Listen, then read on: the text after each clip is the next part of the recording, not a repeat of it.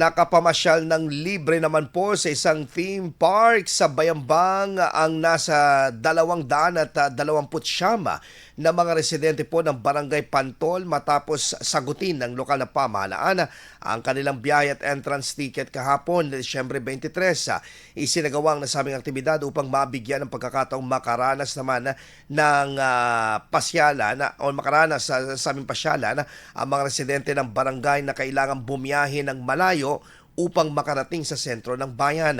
Sagot ng lokal na pamahalaan ng entrance fee at transportasyon ng mga benepisyaryo mula sa barangay patungo sa theme park at pabalik.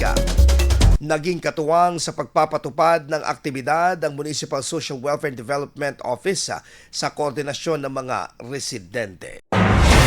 IFM News. IFM News. IFM News.